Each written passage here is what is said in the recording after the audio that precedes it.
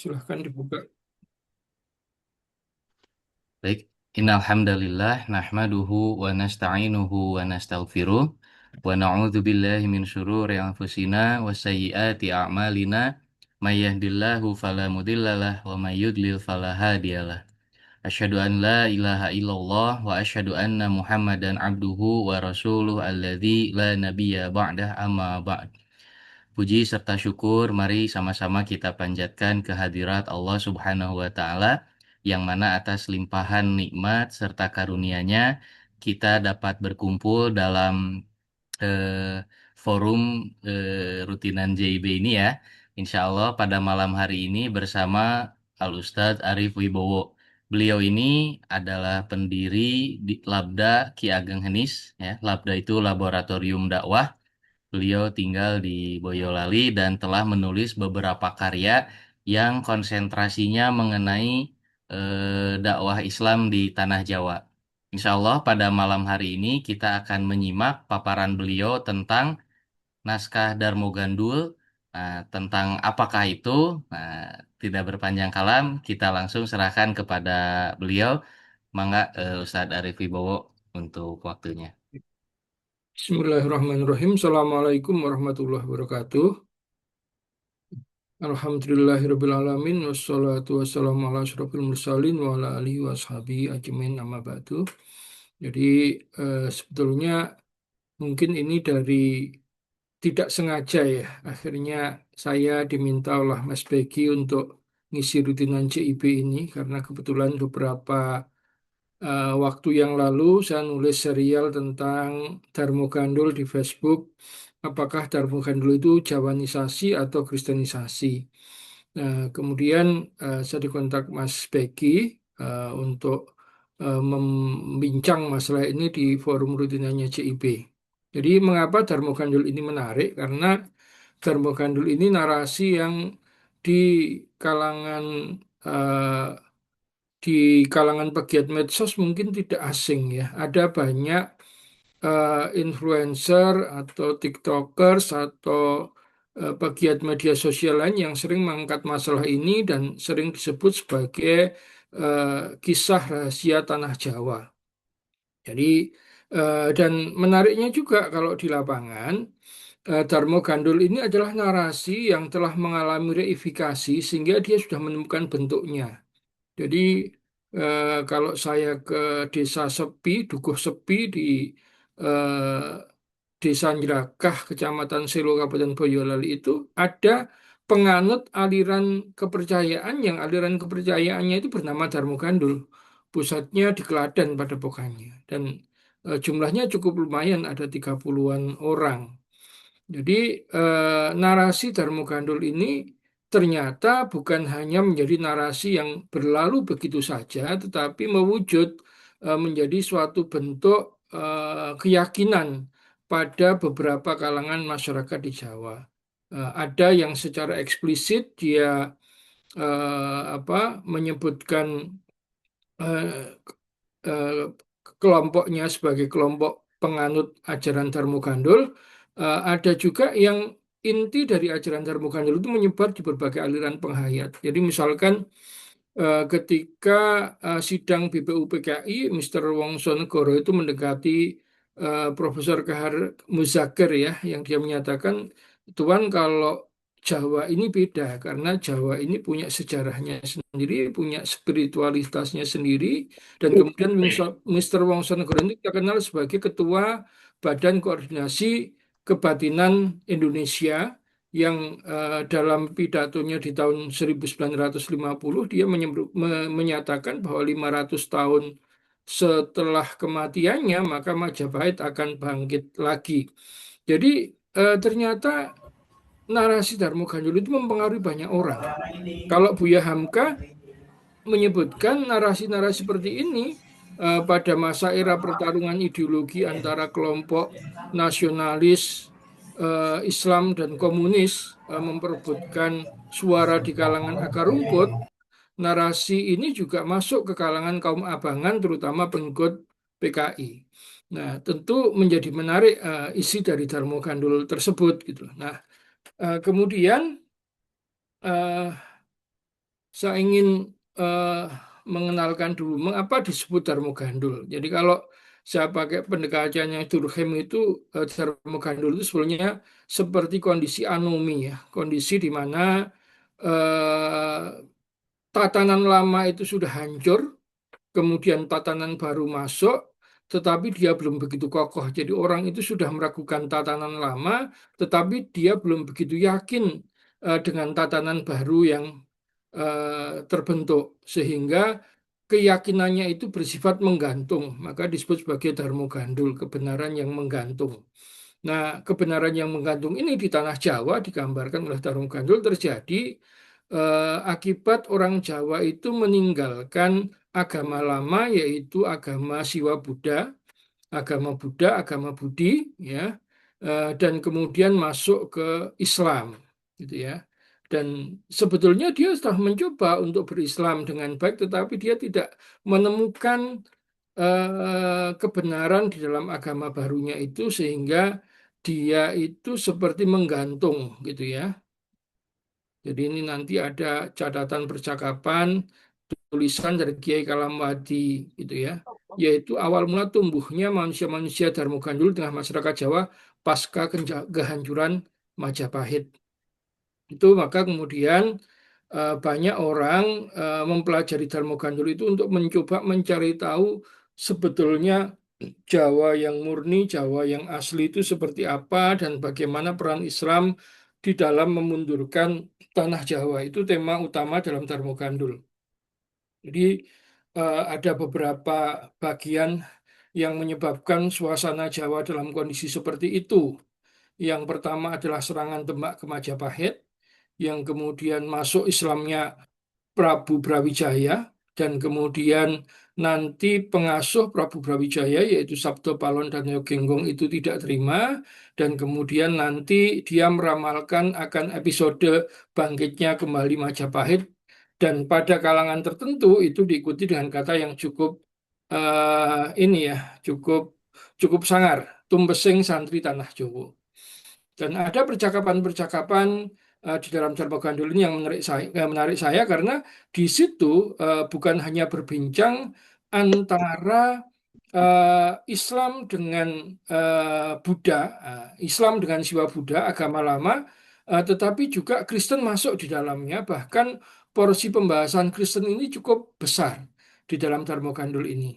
Sehingga eh, ini menggambarkan kalau saya bisa tarik ke apa lebih dalam lagi, ini terkait dengan situasi pada saat Darmo Gandul itu ditulis. Nanti akan kita bahas. Apa yang menjadi tema utama dari Darmo Gandul ini? Saya mencoba mencari kata-kata kunci, paragraf-paragraf kunci dalam Darmo Gandul ini. Ada dua acuan saya. Yang pertama itu bukunya Damar Sasongko, ya, Darmo Gandul, Kisah Kehancuran Jawa dan Ajaran-ajaran Rahasia. Kemudian tesisnya Ustadz Susianto di UMS, Misi Orientalisme dan Misi Kristen dalam Serat Darmo Gandul. Dan kemudian satu buku yang membantu saya juga untuk memahami Darmo Gandul adalah Mengislamkan Jawa, Para Pendukung dan Para Penentangnya, karya Rick Gloves. Jadi diceritakan ketika kemudian Raden Patah ini menyerang Majapahit, ya. Jadi awalnya Raden Patah itu tidak mau menyerang Majapahit karena bagaimana juga Majapahit itu diperintah oleh ayahandanya. Dia tidak ingin menjadi anak yang durhaka, tetapi para wali dalam Dharma Gandul mengatakan bahwa eh, meskipun itu ayahnya, tapi ayahnya itu masih kafir, jadi sah untuk diperangi, gitu, sah untuk diperangi. Jadi akhirnya kemudian para wali itu membuat strategi licik. Jadi supaya Majapahit itu tidak aware akan kedatangan pasukan Demak yang akan menyerang, maka wujudnya nanti adalah grebek mulut. Jadi pesta rakyat menjelang Maulid Nabi. Jadi nanti seperti membawa gunungan makanan dan sebagainya, tetapi diisi oleh para prajurit. Jadi begitu sampai di Majapahit nanti dia akan langsung menyerang dan bisa menaklukkan. Jadi itu yang diceritakan oleh Darmo Gandul.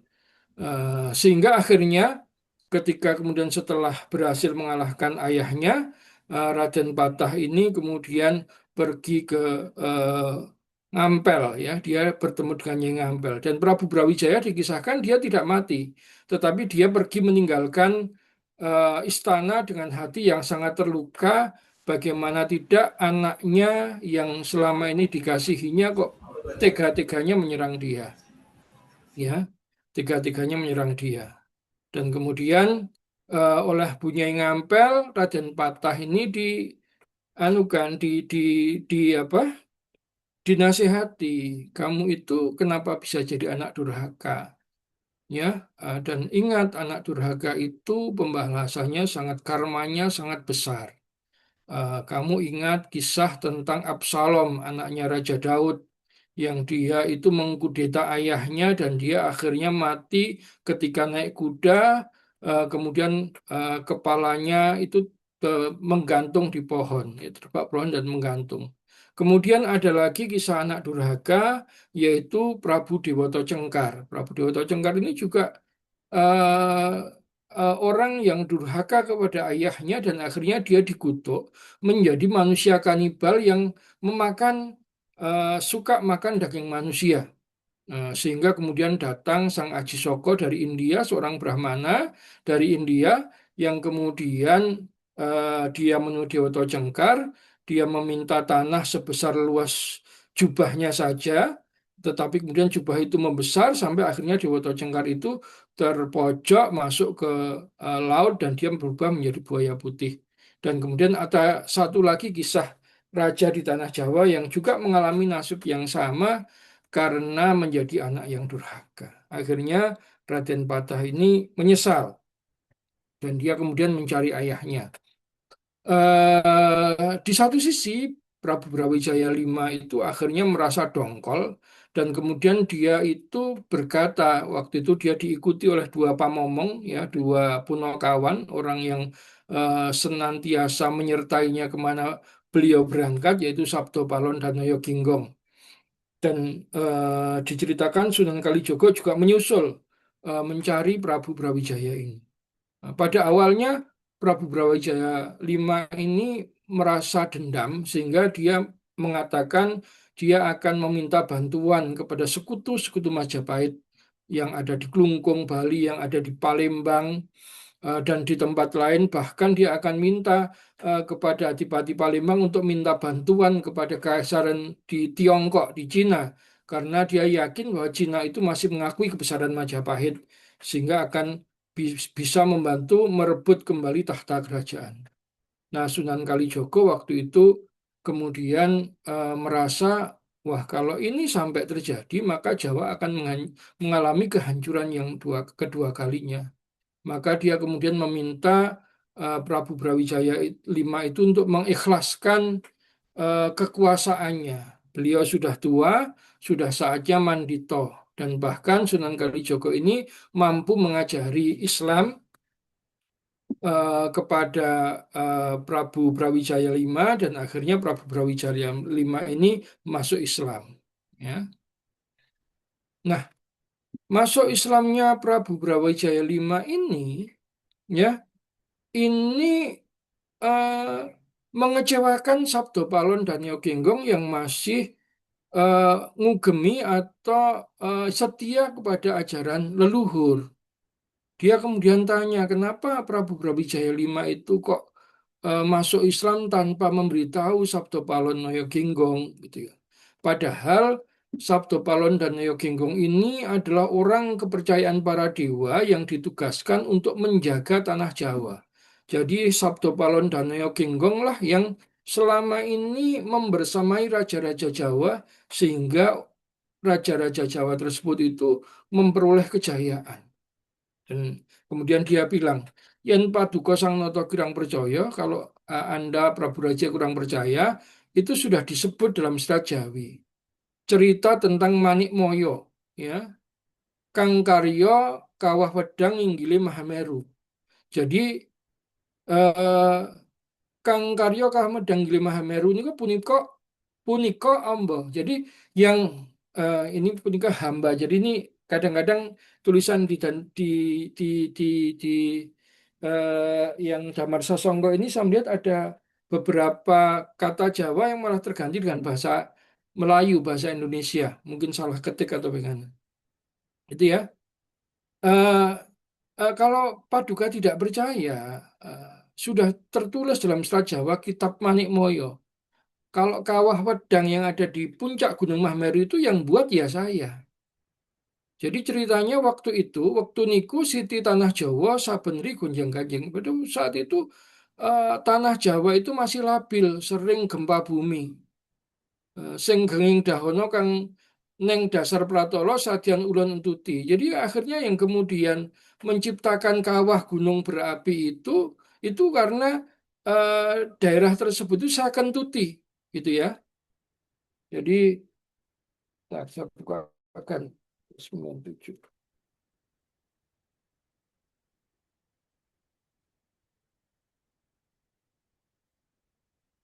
Ini sakti benar ini, ya. Jadi jika Paduka Sang Noto tidak percaya, sudah tertulis dalam kitab Jawa, cerita Manikmaya yang menceritakan kawah di atas Gunung Mahameru itu adalah saya dan Bathara Guru jadi saksinya. Jadi waktu itu tanah Jawa setiap hari bergetar karena begitu besarnya api di dalam bumi. Lantas kemudian saya kentuti, kemudian beberapa gunung itu seketika berlubang muncul kawahnya, ya, sehingga akhirnya api itu keluar dari kawah gunung berapi. Jadi di sini Sabdo Palon dan Neo Genggong menegaskan bahwa dia itu adalah danyang tanah Jawa atau orang yang menjaga tanah Jawa karena nama Sabdo Palon dan Neo Ginggong itu mencerminkan hal tersebut, ya, ya. Nopo Tuan kaki lapan, apakah Tuan lupa bahwa nama saya itu Sabdo Palon, gitu ya. Sabdo itu artinya sabda, ya, yang kokoh, ya, ketetapan yang kokoh. Noyo itu artinya wajah, genggong itu artinya langgeng, wajah yang tidak berubah. Jadi Sabdo Palon dan Genggong itu mencerminkan takdir dari Pulau Jawa yang tidak akan berubah. Jadi di sini, makanya ketika kemudian akhirnya Prabu Raden Patah itu tahu eh, di mana ayahnya dimakamkan. Jadi Ra- Prabu Brawijaya ini akhirnya meninggal, gitu ya, dalam perjalanan meninggal kemudian dimakamkan.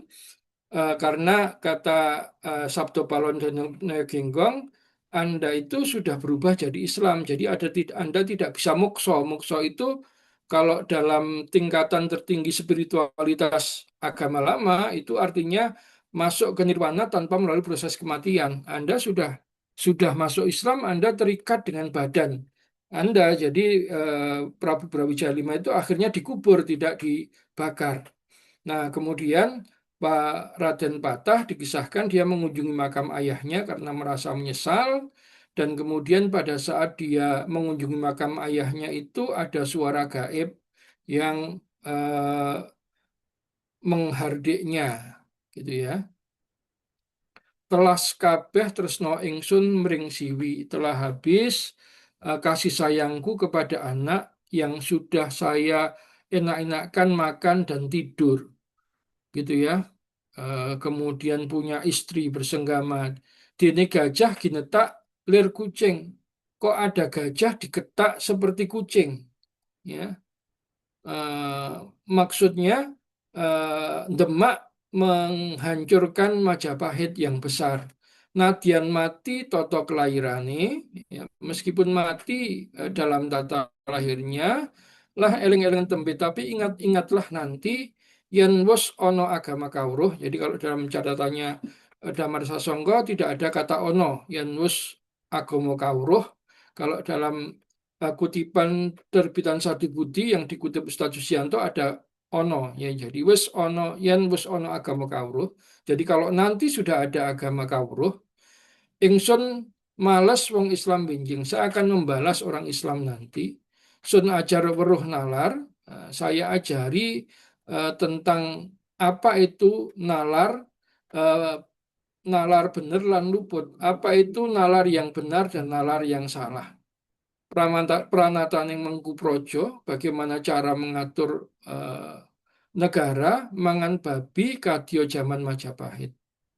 Ya, makan babi seperti zaman Majapahit. Sultan Demak, Miarso dan Sultan Demak mendengarkan hal tersebut. Jadi ini inti Darmo Gandul adalah bagaimana ketidakpuasan dari Sabdo Palon dan Neoginggong atas runtuhnya Majapahit, apalagi kemudian ditambah dengan masuk Islamnya Prabu Brawijaya. Dan sempat terjadi dialog antara Prabu Brawijaya V dengan Sabdo Palon dan Neoginggong tentang ajaran baru yang dimasukinya dan ajaran lama yang di di setia ya yang dimana Sabdo Palon dan Yogang itu setia dan kemudian diceritakan eh, apa Prabu Brawijaya V sebenarnya menyesal sudah masuk Islam ya menyesal sudah masuk Islam oleh karena itu dia minta makamnya dirahasiakan tidak diberitahukan jadi nanti diberitahukan bahwa ini adalah makam istrinya ya karena kalau laki-laki itu pantang mundur dari apa yang sudah dia lakukan sehingga tidak mungkin lagi dia kembali ke agama lama gitu ya.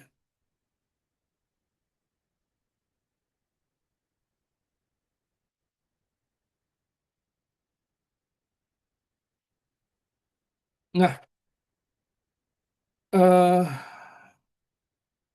ada yang menarik dari ulasan Riggloff tentang tiga kitab yang menjadi karya sastra utama pada masa era pasca Perang Jawa, di mana pada pasca Perang Jawa ini Belanda akhirnya mengakui bahwa Islam itu adalah sesuatu yang membahayakan bagi masyarakat Jawa.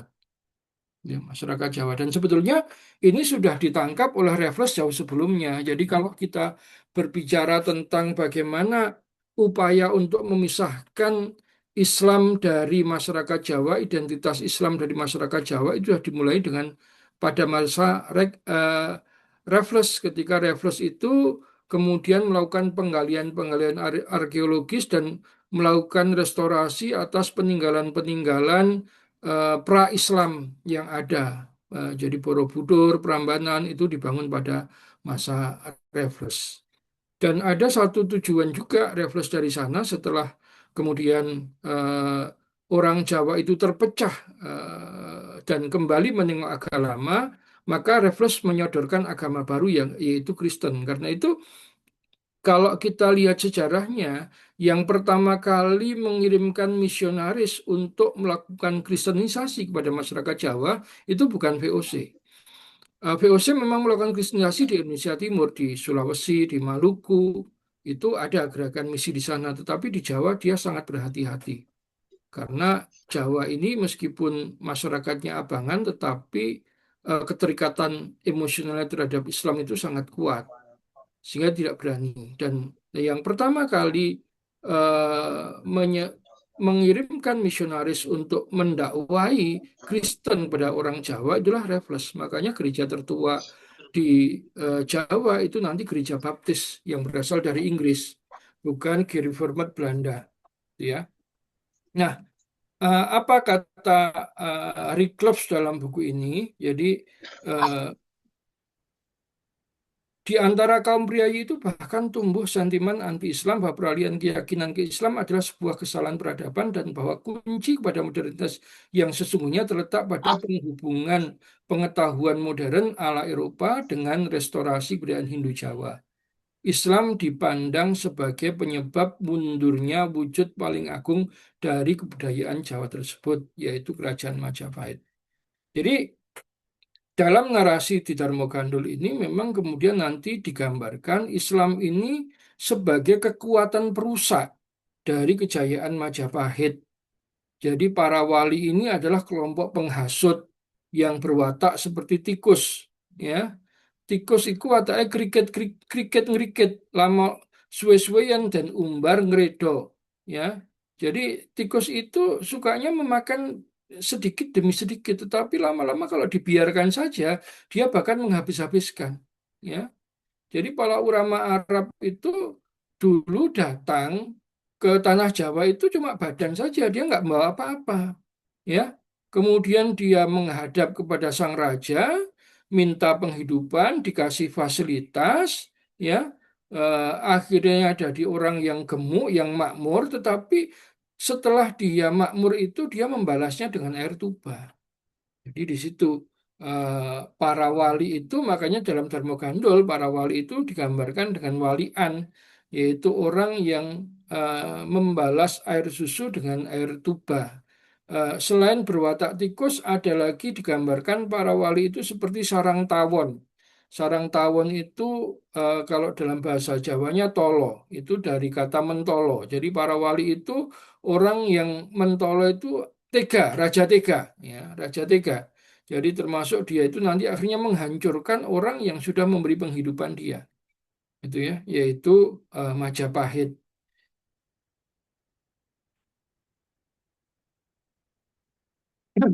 Nah, jadi intinya di situ, inti dari Serat Dharma Gandul adalah di situ. Sehingga nanti perlu ditelaah lebih lanjut, karena kalau dalam Damarsa Sangka sendiri, dia mengakui dalam Serat Dharma Gandul itu banyak keliru menuliskan tahun. Jadi siapakah Demak yang menyerang Majapahit? Nah, kalau Dharma Gandul mengatakan Demak itu diserang oleh Majapahit pada saat Prabu Brawijaya V atau Kertabumi berkuasa, dan yang menyerang adalah Raden Patah, yaitu anaknya sendiri. Sehingga Islam itu disebut sebagai agama pendurhaka, gitu ya. Nah, padahal kalau kita perhatikan eh, tulisan yang ada di Pararaton tentang hancurnya Majapahit, Sirno Ilang Kertaning Bumi, yang kalau dimasehikan itu 1478 Masehi, ya, itu yang terjadi adalah perpindahan Majapahit dari Tumapel yang dipimpin oleh Kertabumi kepada Majapahit Kediri di Daha yang dipimpin oleh Gerindrawardana. Jadi kalau kata Hasan Jafar, yang menyerang Tumapel Kertabumi itu adalah Gerindrawardana, sehingga eh, tidak terjadi pemberontakan anak kepada ayahnya.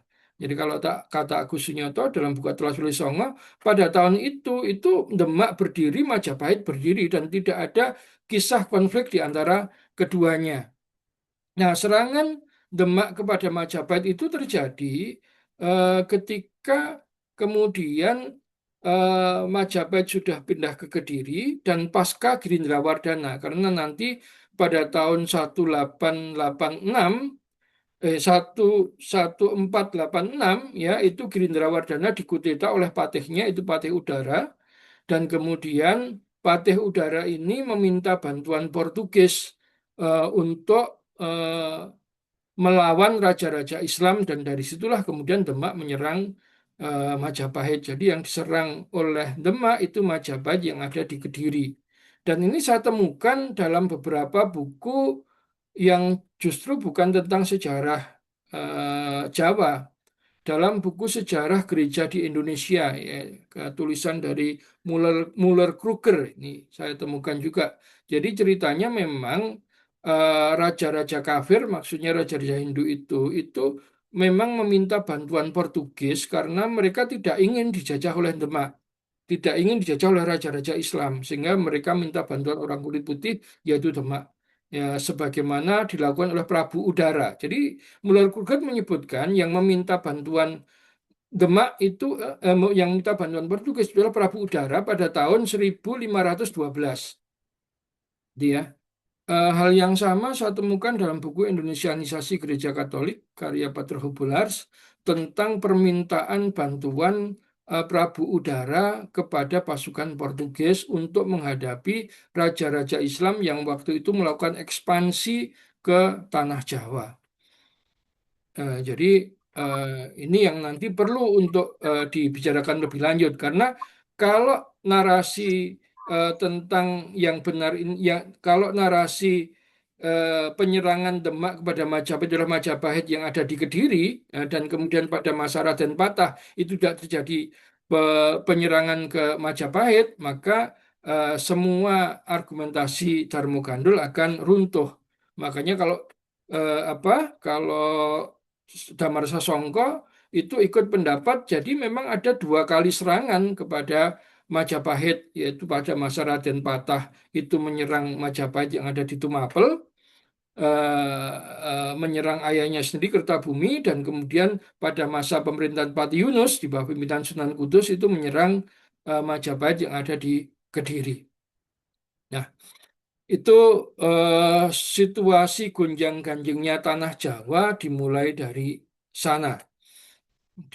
sana, ya, sehingga nanti orang Jawa itu berganti kepada agama Islam, tetapi dalam kondisi yang mengambang, setengah percaya, setengah tidak, gitu ya. Dan kemudian sampai akhirnya kemudian ada pengajaran dari Kiai Kalamwadi yang saya melihat dari pengajaran Kalamwadi ini ada perbandingan, semacam perbandingan, ada membanding antara agama leluhur, agama agama Islam dan agama Kristen, ya.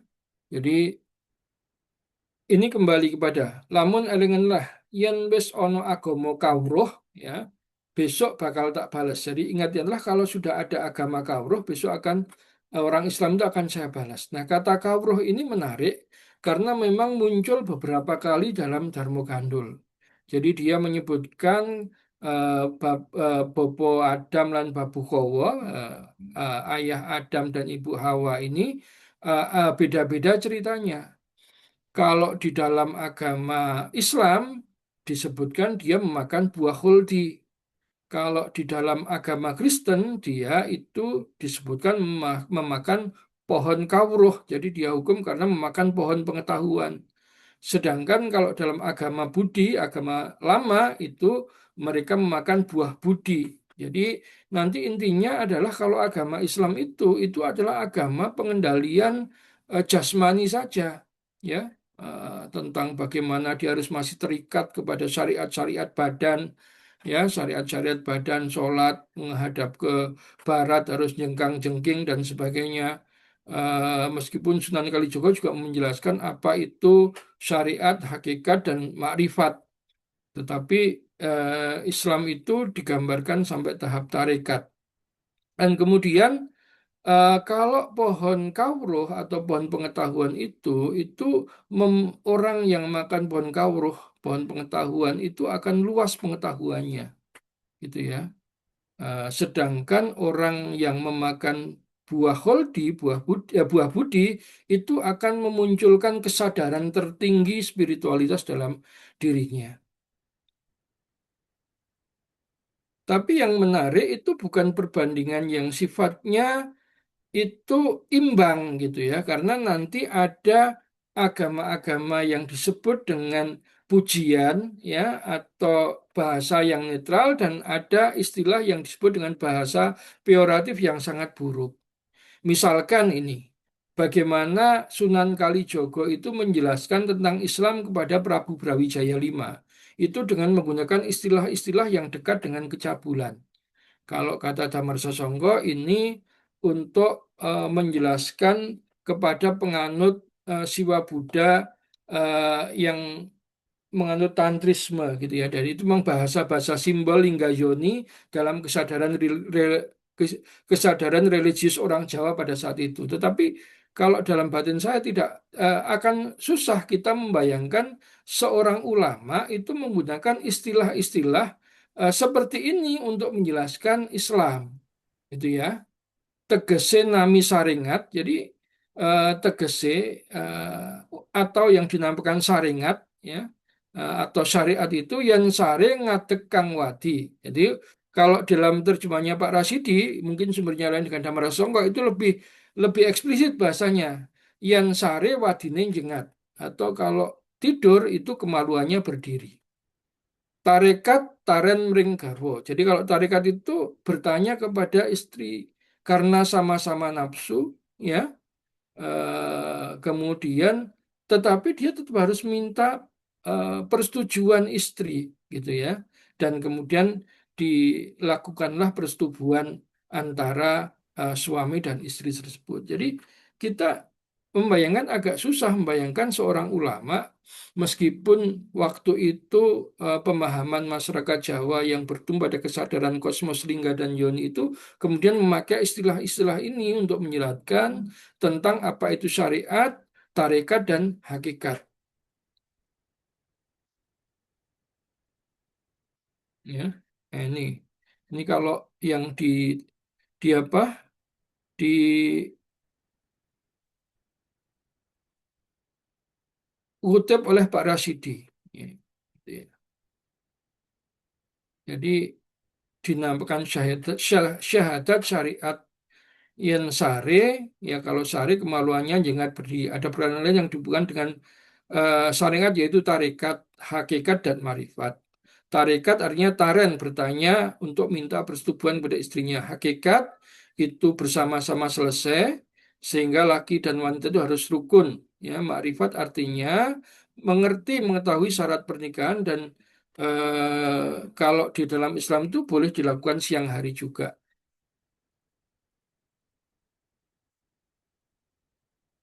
Nah, ini yang akan kita bahas. Jadi ketika kemudian membahas tentang Islam itu bahasanya ada bahasa-bahasa yang kalau bagi saya yang kebetulan mengakrabi narasi tentang kristenisasi gitu ya, ada beberapa istilah yang sudah tidak asing bagi saya, ya, tidak asing bagi saya. Jadi eh, kemudian kalau tadi kan berbicara orang yang percaya tentang keagungan negeri Arab itu kan hanya mendapatkan informasi yang katanya-katanya, jadi tidak melihat langsung. Sementara saya itu sudah melihat langsung, ya. Kalau saya sudah dene kawula udani wujudin negeri saya itu sudah melihat langsung negeri Mekah. Menungsane arang cewek, manusia itu jarang cebok, ya. Mergo lemah padas awis toyo karena tanahnya itu padas eh, dan apa air itu mahal di sana. Tanam tuah tan medal. Jadi kalau ditanami itu tidak tumbuh gitu ya. Panas banter awis jauh. Jadi panasnya menyengat dan jarang hujan. Bagi orang yang bernalar gitu ya, eh, negeri Mekah itu negeri musubihan Gusti Allah. Jadi itu negeri yang negeri musibah bukan negeri mulia. Negeri yang adanya itu celaka, negeri yang terkena kutukan. Wongnya nyebut sia-sia marang asmaning Allah. Jadi orangnya itu nyebut dengan sia-sia nama Tuhan, ya. Di sana itu juga berlaku kata sate bangsani pun, yaitu orang yang melakukan perbudakan, ya. Bangsanya dewe, bangsanya sendiri itu dijual, ya. Kemudian ada yang disetubui tanpa dikawin, ya. Kemudian wong sik beda agamane itu dipadaki karo yang beda beragama itu dipadaki karo kewan. Nggak ingat dia bahwa meskipun beda agama itu sama-sama manusia. Jadi istilah negeri terkutuk ini menarik bagi saya karena saya mengingat buku karya Karl Steinbrink dan ini masanya hampir sama dengan kelahiran Darmo Gandul di mana Julius Wellhausen itu pakar biblikal dari eh, Eropa, dia menyebut teori asal-usul kitab suci yang pertama dan kemudian di sana dia menyebut dunia Arab sebagai Arabian Ferak Harrison atau Arab yang dipenuhi ajaran sesat dan sulit diatur.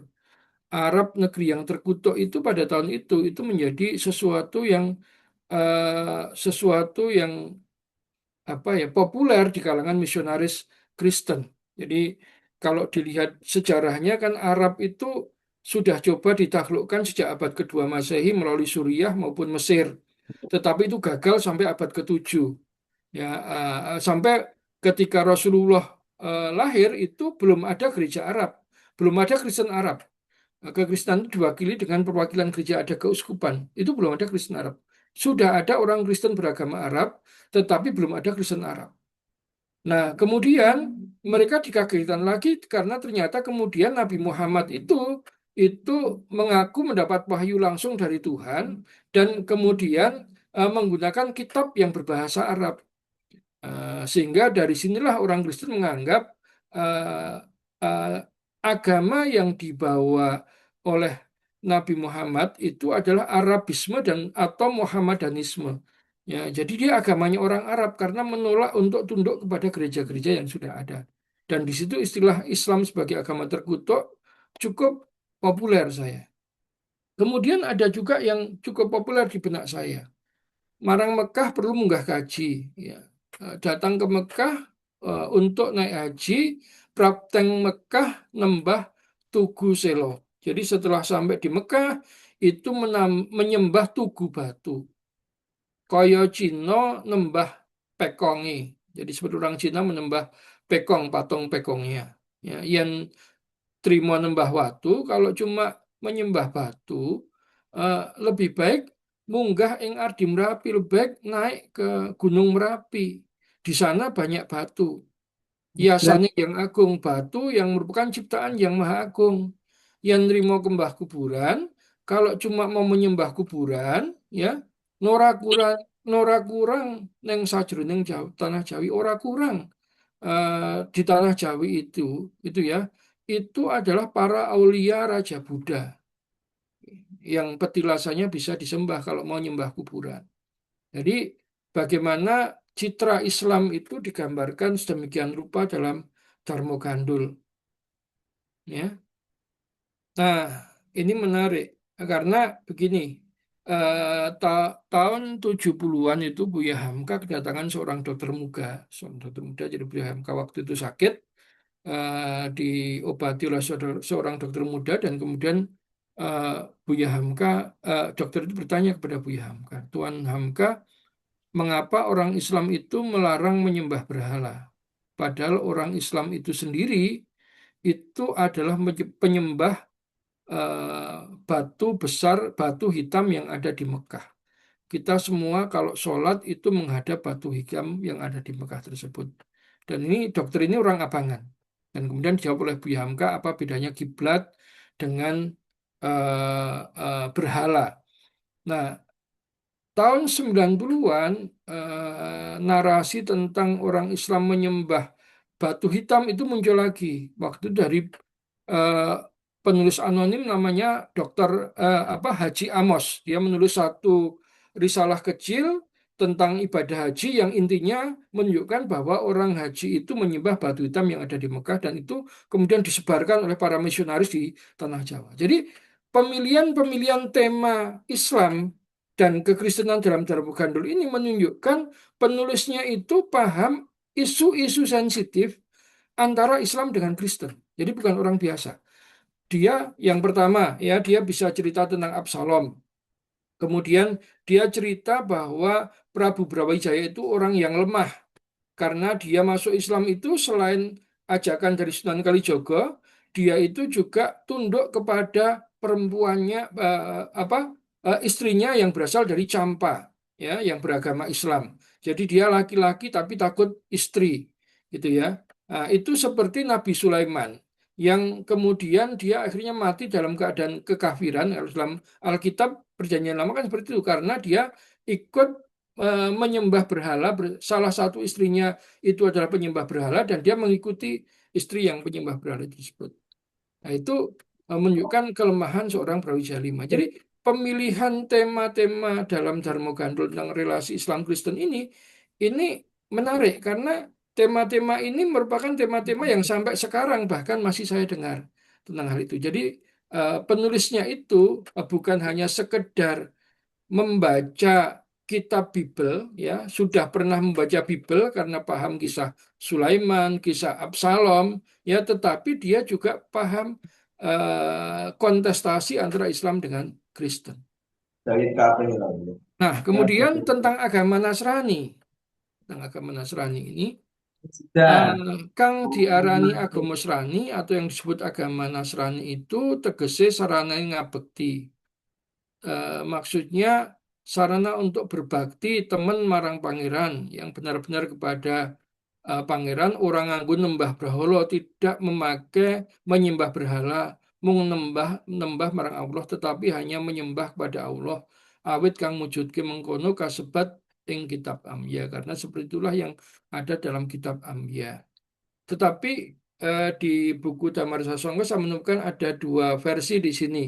Yang pertama karena eh, ada kritik juga terhadap Kristen di sini ya. Dalam dalam bab yang lain ya yang menyebutkan teks Jawanya eh, itu bunyinya seperti teman-teman ngabekti yang widi lantaran ing brahala sela nembah Allah sabenere angruhi purnaning dadi wujud saking karseng mila sebutipun kang muni kitab Amyun Nabi Ngisa niku atmane yang widi Allah kang mujudno. Jadi bagi Ki Kalamwadi itu orang Kristen yang di Belanda itu juga masih memakai berhala. Jadi dalam kurung Damar Songo menyebut patung Yesus, ya. Jadi belum murni juga kekristenannya. Itu saya berpikir apakah ini terkait dengan kontestasi antara Zending dengan misi, ya, antara misi Gereja Reformasi, ya, Gereja Kalvinis dengan Katolik. Karena patung ini merupakan tema sensitif antara Katolik dengan Kalvinis sampai sekarang. Jadi makanya kalau Katolik itu salibnya ada patung Yesusnya, kalau kebanyakan Kristen Protestan, Kalvinis itu hanya lambang salib tanpa patung. Dan ini perlu menurut saya perlu untuk ditelaah lebih lanjut, ya. Akan tetapi yang menarik juga dari Darmo Gandul tadi, jadi ketika Sabdo Palon dan Noyo Genggong itu tadi sudah eh, marah kepada Prabu Wijaya V karena dia masuk Islam dan kemudian dia membuat nubuatan akan kembalinya Majapahit setelah 400 tahun eh, 400 tahun kehancurannya, dia nanti akan pulang membawa bayi bermata satu. Nah, ini yang belum dibahas oleh Ustadz Susianto dalam tesisnya. Bayi bermata satu itu maksudnya apa? Apakah ini berarti nanti kalangan Freemason dan Teosofi itu masuk? Ya, karena kalau saya baca di disertasinya Dr. Andrik Purwasito yang Imagery India, narasi tentang Aji Soko dan Prabu Dewata Cengkar itu adalah buatan seorang Freemason, seorang teosof, yaitu Lord Better, ya, yang dia itu menggambarkan bagaimana Aji Soko itu datang untuk memberadabkan masyarakat Jawa, sehingga nanti Belanda juga datang dengan misi pemberadaban itu. Jadi kisah tentang Aji Soko itu bermula dari sana. Dan satu kunci yang disebutkan Reclove tadi, bahwa kunci restorasi Jawa itu ada pada paduan antara membangkitkan kembali Majapahit dengan pencerahan ilmu pengetahuan dari Eropa, ya nadyan nedha kawruh warni kalih, ya. Meskipun nanti makan dua jenis pengetahuan, ya, maksudnya buah budi dan buah kawruh, gitu ya. Itulah yang leres lahir batos, benar lahir dan batin. Ya, itu sudah mengikuti ratu, ya, karena ratu itu yang berwenang untuk memberikan perlindungan, memberikan pencerahan. Ratu langgeng wajib, kedah muruk hukum.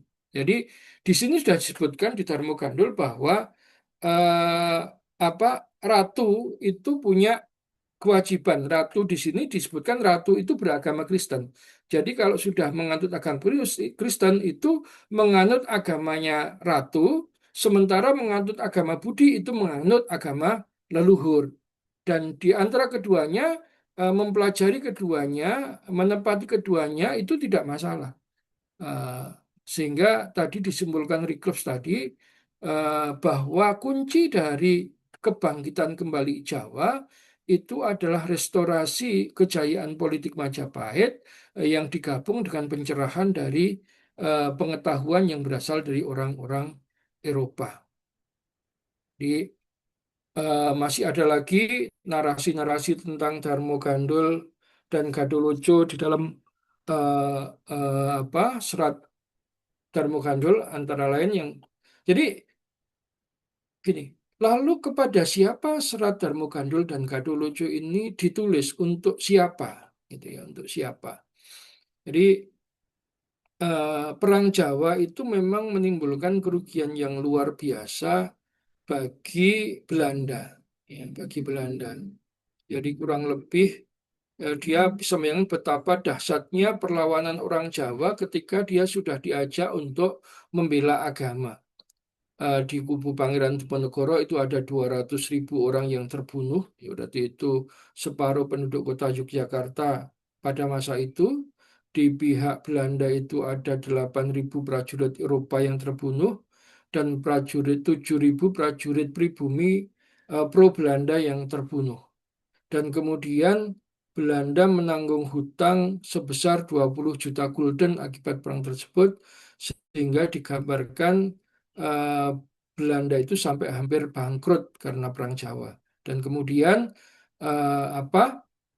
Belanda untuk menutupi kerugian itu dia menjalankan politik tanam paksa di mana dia meminta sebagian tanah dari petani itu ditanami tanaman-tanaman ekspor, dan dari situ politik tanam paksa itu akhirnya menghasilkan keuntungan yang luar biasa sehingga Belanda bukan hanya bisa membayar hutang perangnya, tapi dia juga bisa melunasi hutang VOC dan dia juga mendapatkan keuntungan 640 juta gulden. Nah, serat Darmo Gandul, Gatholoco dan Babat Kaduri ini ditujukan kepada para priayi yang oleh Belanda ditugasi untuk menjadi penanggung jawab jalannya tanam paksa. Yang itu kemudian eh, pada tahun 1878 itu didirikanlah sekolah untuk para priayi tersebut, dan untuk mereka lah serat Darmo Gandul dan Gatholoco itu ditujukan. Gitu ya. Jadi politik asosiasi politik ini karena kalau di, dipisahkan dari Islam tidak bisa, maka itu dinativisasi, gitu ya, dinativisasi. Jadi bagaimana yang penting orang Jawa itu terlepas dari identitas Islamnya, karena selama dia masih memakai identitas Islam, maka dia itu akan susah untuk ditaklukkan, akan susah untuk manut kepada Belanda. Kapan Darmo Gandul ditulis? Ini menarik. Dalam Darmo Gandul itu dituliskan ada sengkalan Wok Gunung Ngastinata yang kalau diterjemahkan dalam tahun Jawa itu 1830. 1830 eh, yang kalau di tahun Masehi itu pada hari Sabtu Legi 16 Desember 1900. Oleh karena itu ketika membaca apa eh, penjelasan Kiai Kalamwadi tentang agama Budi, agama Kawruh, dan juga agama Islam, ya, Woh Budi, Woh Kawruh, dan Woh Khuldi tadi, eh, saya menariknya kepada peristiwa-peristiwa apa sebetulnya yang terjadi pada era saat ini, gitu ya, pada era kini. Itu peristiwa apa saja yang terjadi? Karena itu yang akan kita gunakan untuk membaca konteks di mana Darmo Gandul itu ditulis. Pada kondisi seperti apa Darmo Gandul itu ditulis? Yang pertama, eh, karena penulis Darmo Gandul itu sudah bisa memahami isi Alkitab, maka saya kaitkan dengan saya cari kapan Alkitab itu ditulis dalam bahasa Jawa pertama kalinya. Dan saya temukan itu tahun 1854 memang sudah ada Alkitab yang berbahasa Jawa. Sehingga pada saat itu pada kalangan tertentu di Jawa, pada orang-orang tertentu di Jawa, memang sudah ada yang mempunyai dan membaca Alkitab tersebut. Sehingga tidak mengherankan apabila kemudian penulis Darmo Gandul itu paham kisah tentang Daud dan Absalom, kisah tentang Nabi Sulaiman, ya, dan beberapa kisah dalam Alkitab yang lainnya. Kemudian yang kedua, eh, Kristen sudah mulai masuk, ya. Dalam artian sudah mulai ada orang Jawa yang beragama Kristen. Jadi komunitas Kristen Jawa itu sudah ada. Yang pertama kali saya temukan komunitas Kristen Jawa itu dibentuk oleh Cullen, Konrad Lawrence Cullen.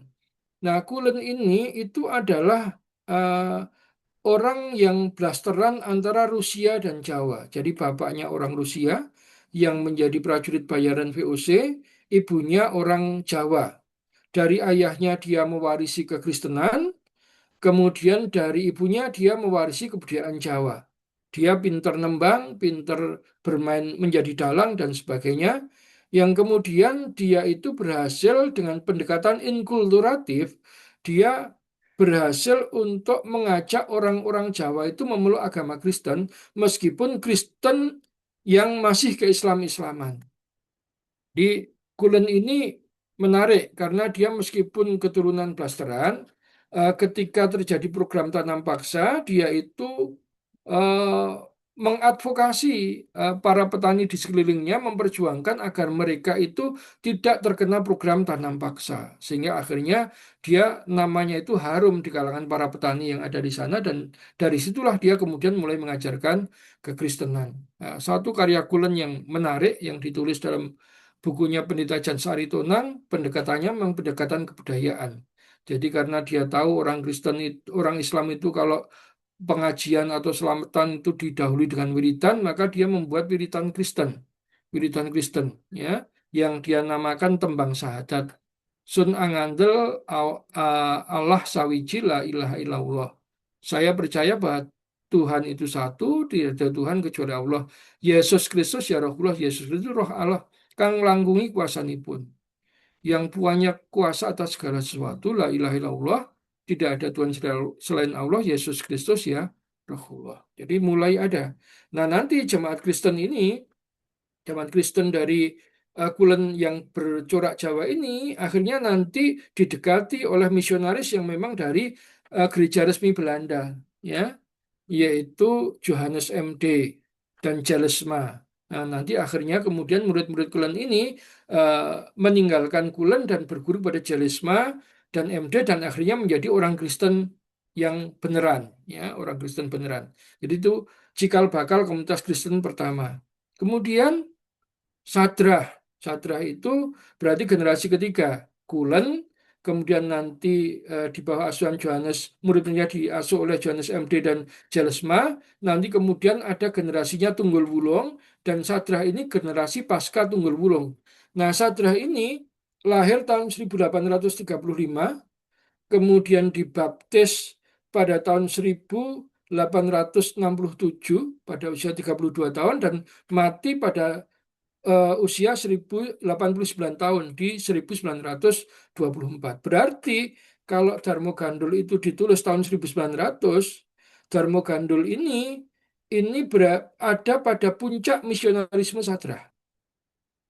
Nah, ditulis pada puncak misionarisme Sadrah, di mana kalau kita melihat Sadrah ini memang seperti Darmo Gandul kalau kita melihat. Makanya JB Sutanto, ini seorang Katolik, mengatakan Sadrah itu ini apa Krislam, ya, setengah Kristen setengah Islam, jadi bukan sinkretik tetapi dia meyakini dua agama yang berbeda dan menjalankannya tanpa merasa bersalah, jadi bisa mengharmonisasi ajaran dua agama yang berbeda, gitu ya. Jadi dia misalkan eh, menjadikan Alkitab itu sebagaimana Al-Quran mengajarkan syariat dan akhlak. Jadi yang benar itu adalah tentang bagaimana hidup dengan baik, mana yang merupakan perintah dan mana yang merupakan larangan. Padahal Alkitab dalam versi Kristen yang utamanya adalah meyakinkan bahwa memang Yesus itu satu-satunya juru selamat. Jadi bercorak teologis, gitu ya. Kemudian dia kalau mau kebaktian dimulai dengan memukul kentongan dan diakhiri dengan selamatan. Itu ya. Jadi sadrah pada puncak ini. Kemudian ada juga dimulainya politik kristenisasi. Meskipun kristenisasi tidak langsung, ya. Kristenisasi tidak langsung. Jadi ini tercermin dalam surat Snok kepada Karel Frederick Hall di mana Snook itu mendukung upaya kristenisasi terhadap pribumi, gitu ya, karena dia percaya bahwa Islam adalah agama yang bahayanya sangat besar bagi pemerintah kolonial. Dia menyetujui satu usul whole, yaitu kristenisasi daerah yang masih animis, walaupun hal ini harus dilakukan secara tidak langsung dengan sokongan nyata dari pemerintah. Jadi bahwa Kristen itu ditujukan kepada kalangan orang Islam, kalangan orang Jawa yang masih punya pandangan animistik, ya, itu resep Snook yang bahkan masih dilakukan sampai sekarang. Ya, misalkan saya membaca bukunya Sejarah Gereja di Asia. Jadi Frank Snow itu seorang misionaris asal Inggris yang berkarya di Indonesia antara tahun 1958 sampai 1971. Dia menuliskan dua resep utama eh, untuk keberhasilan misi Kristen di Nusantara, di Tanah Jawa. Yang pertama itu adalah buatlah gereja rumah, yaitu pembuatan gereja-gereja atau unit peribadatan Kristen di tengah perumahan yang homogen, di tengah komunitas non-Kristen yang homogen. Jadi nanti gereja di sana didirikan dan gereja itulah yang nanti menjadi pusat dari rekrutmen dari orang-orang di sekitarnya. Karena gereja itu, jadi begini, gereja itu bukan sekedar tempat ibadah. Jadi Kristen itu organized religion. Kristen itu agama terorganisasi. Jadi gereja itu adalah kantor cabang dari organisasi. Jadi kalau kita membayangkan gereja, itu seperti kantor Muhammadiyah yang ada masjidnya, kantor NU yang ada di masjidnya. Bukan masjid milik NU ataupun masjid milik Muhammadiyah. Gitu ya. Kemudian yang kedua, kata Frank Snow, itu adalah buatlah literatur eh, bercorak lokal, ya, literatur bercorak lokal. Jadi karya-karya yang menceritakan tentang lokalitas yang ditujukan untuk kelompok-kelompok yang masih berorientasi kepada animisme. Jadi makanya kita melihat tadi pertarungan narasi antara Siwa Buddha, Islam dan Kristen itu, antara Siwa Buddha dengan Kristen itu sejalan, sedangkan Islam itu kemudian dibuat dengan eh, image yang tadi buruk, penyembah berhala, mentolo, ya, orang yang raja tega, membalas air susu dengan air tuba dan sebagainya. Nah, pada tahun itu juga, itu kemudian nanti kalau pada apa pada fase sejarahnya, memang awal abad 20 itu sering disebut sebagai eh, era misi karena pada masa itu kemudian pemerintah kolonial Belanda itu memang melakukan proyek misionarisme secara terbuka. Jadi kemudian para misi yang selama ini dilarang berkarya di tanah Jawa, itu mereka dibolehkan berkarya dan nanti mendapat surat izin. Jadi kalau dia sudah mendapatkan surat izin, berarti itu sudah resmi. Orang Islam nggak boleh ganggu, gitu ya. Orang Islam nggak boleh ganggu. Nah, nanti kita dapat melihat misalkan misi memasuki kota Surakarta itu tahun 1900. Awalnya karena ada dokter Kristen yang praktek di Surakarta, dia banyak menginjili pasiennya sehingga orangnya itu banyak masuk ke dalam agama Kristen sampai akhirnya orang-orang Islam marah dan minta dokter tersebut dideportasi dari Surakarta.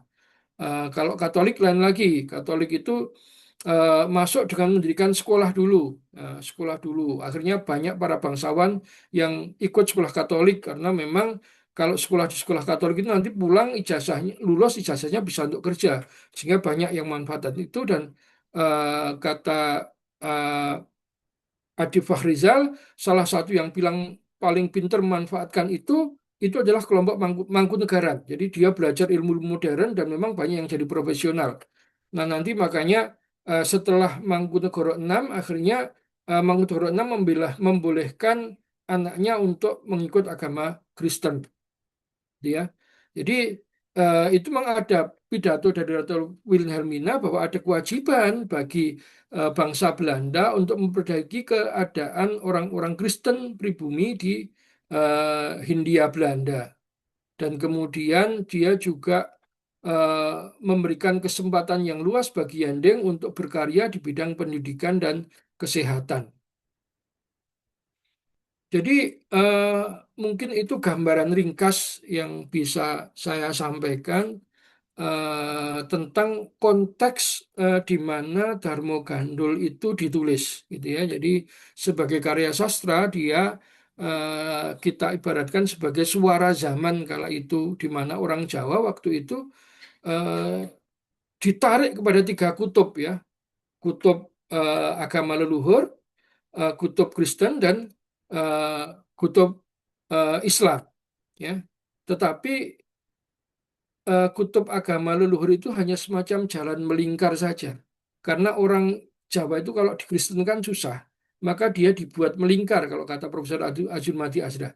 Dibenturkan dulu Islam dengan Jawa, ketika dia sudah memusuhi Islam, maka dia lebih mudah dikristenkan. Jadi itu mungkin Mas Fahri apa yang bisa saya sampaikan tentang konteks kemunculan dari Darmo Gandul. Masih. Baik, terima kasih Ustadz Arif Wibowo atas paparannya. Meskipun beliau menyatakan ini ringkas, tapi secara umum kita bisa melihat ya gambaran yang utuh tentang apa itu naskah Darmo Gandul. Baik, rekan-rekan JB sekalian, kita memasuki sesi berikutnya yaitu diskusi dan tanya jawab. Yang ingin bertanya langsung kami silakan, atau yang mau bertanya lewat kolom chat juga kami silakan.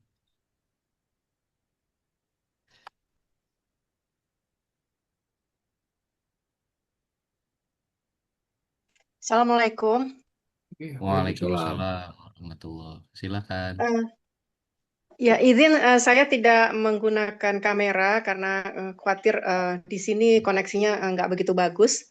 Saya Tuti, saya saat ini sedang berdomisili di Afrika Barat. Pertanyaan saya satu tentang Van Lith.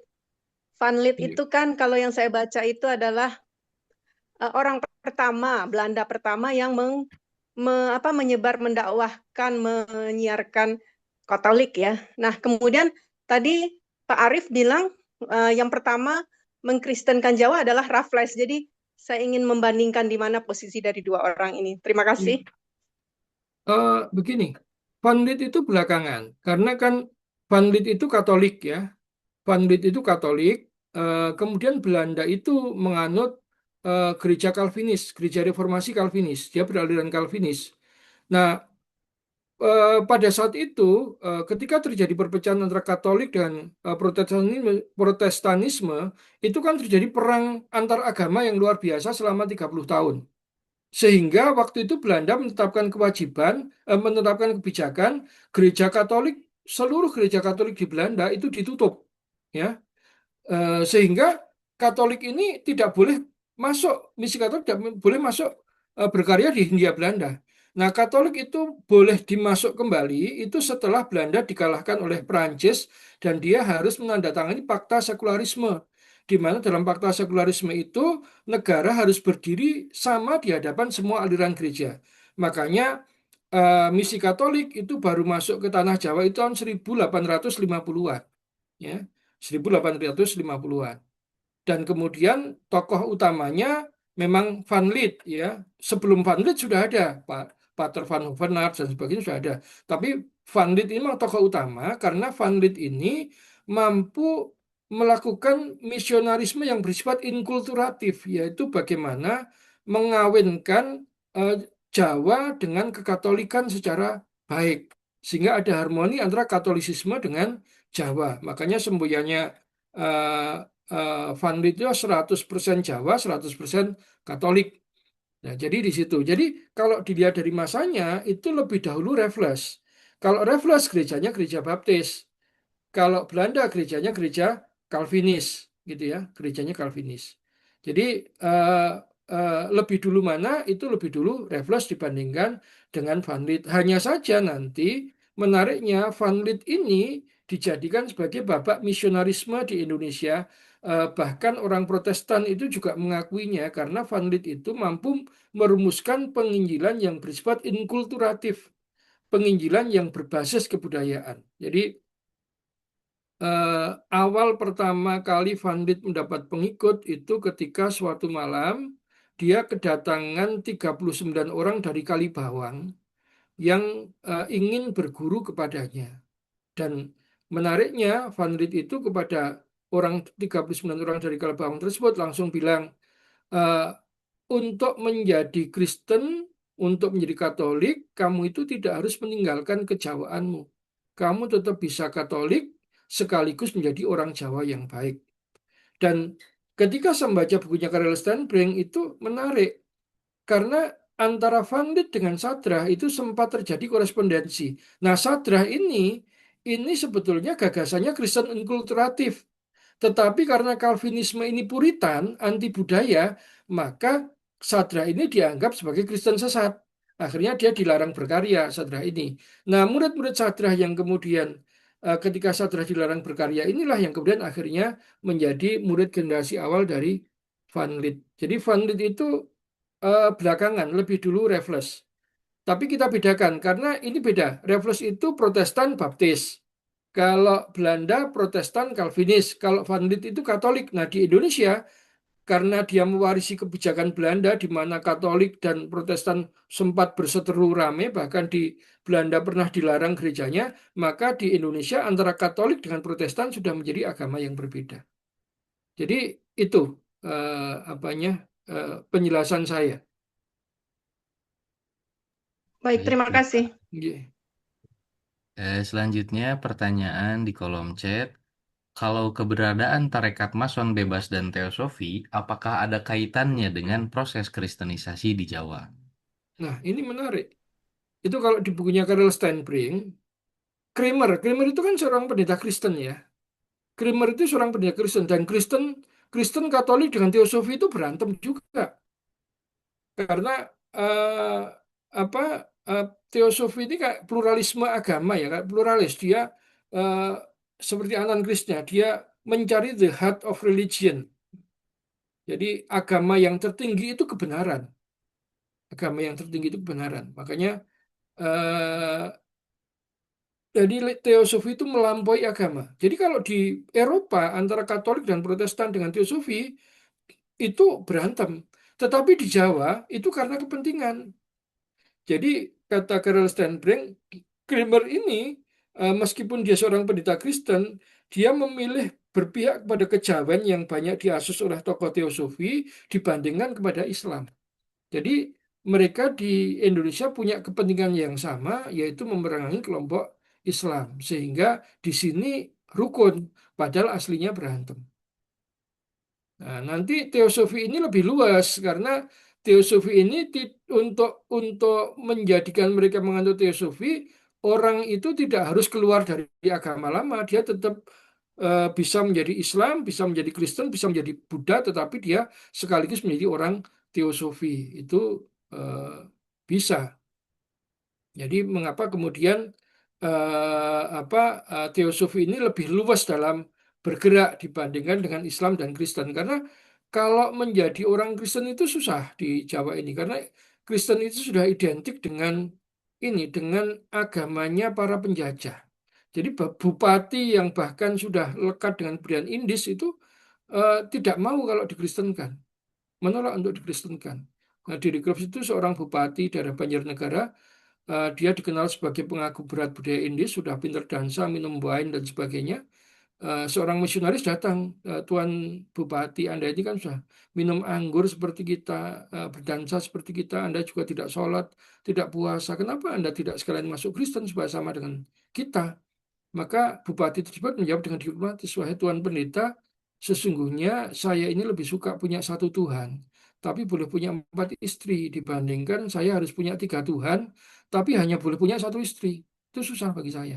Ini kan diplomasi ya, bagaimana orang paling abangan pun itu susah untuk dikristenkan. Makanya kelompok nasionalis sekuler itu, ya kelompok nasionalis sekuler yang dekat dengan teosofi itu, mereka secara formal agamanya tetap Islam.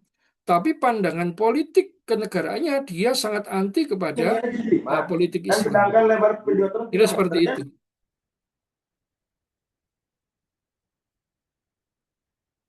Jadi ada unsur teosofi dalam Dharma ada.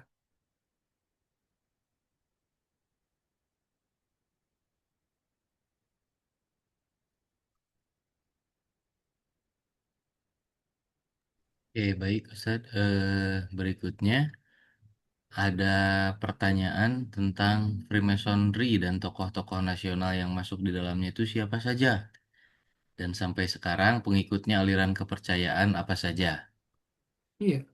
Jadi kalau eh, teosofi itu sebetulnya agak susah ya kita kita untuk menjadikan teosofi sebagai kotak karena orangnya juga tidak tetap. Itu tergantung kepada tingkat pemahaman dan usianya. Misalkan begini, salah satu tokoh kejawen yang dulu eh, pernah menjadi rektor UGM, Profesor Harjo Sumantri itu ya. Ketika menjelang usia tuanya, dia minta dimakamkan secara Islam. Bahkan tadi Mr. Wongsonegoro yang dia secara terus terang dia secara terus terang mengatakan kepada Profesor K. Muzakir bahwa Jawa itu beda beda dengan Islam gitu ya, ketika meninggalnya dia juga dimakamkan secara Islam di Recluse. Itu juga ada kisah tentang Perme, orang yang mengatakan Jawa itu bukan India, bukan Arab, tapi ketika mati keluarganya bingung. Nah, makanya kita melihat eh, gerakan Ki Haji Ahmad Dahlan ini menarik. Karena gerakan Ki Haji Ahmad Dahlan ini misalkan beliau masuk Budi Utomo. Jadi dia mendekati para priayi yang dalam tanda kutip menjadi target dari kristenisasi dan Freemasonry tadi untuk berdakwah kepada mereka. Jadi misalkan Dr. Sutomo yang pernah menyebut ke kalimat yang kontroversial ya gitu ya, lebih baik eh, apa uangnya tidak digunakan untuk haji ke Mekah atau apalah pokoknya yang oleh orang Islam dianggap menghina apa ibadah haji gitu ya, karena itu membuang-buang duit gitu ya. Tetapi ketika kemudian beberapa tokoh Islam mendatanginya, dia memahami konteks dari pemahaman apa Dr. Usomo tersebut, itu mereka akhirnya bisa memahami. Ki Hajar Dewantoro misalkan yang dianggap sebagai tokoh teosofi, ketika dia bicara tentang filosofi pendidikan, kalau saya baca dari tulisan-tulisannya Ustadz Adian Husaini, Ki Hajar Dewantoro itu mendukung pendidikan ala pesantren. Jadi ini makanya terbelah ya, jadi tidak bisa kita katakan secara diametral kalau orang-orang Jawanya. Soekarno misalkan, yang nasionalis ya, bapaknya seorang anggota Teosofi jelas. Dia dalam buku Di Bawah Bendera Revolusi, dia jelas menyebut tiga unsur dalam revolusi utama dalam revolusi Indonesia. Marxisme, nasionalisme, dan Islam. Islam disebutkan secara eksplisit. Jadi tokoh-tokoh teosofi ada banyak ya. Kemudian Dr. Sutomo, Bung Karno pernah masuk, tetapi dia akhirnya melarang teosofi. Bahkan Haji Agus Salim juga pernah terlihat masuk dalam Freemasonry, tapi akhirnya keluar dan sebagainya. Jamaluddin Al-Afghani kalau yang tingkat internasional juga seperti itu. Jadi eh, apa ya? Tidak tidak bisa kita kotakkan secara kaku karena di situ masih ada pertarik ulur wacana. Jadi tidak ada yang teosof murni. Nah, yang teosof murni itu nanti yang kelompok kebatinan. Jadi kelompok-kelompok kebatinan.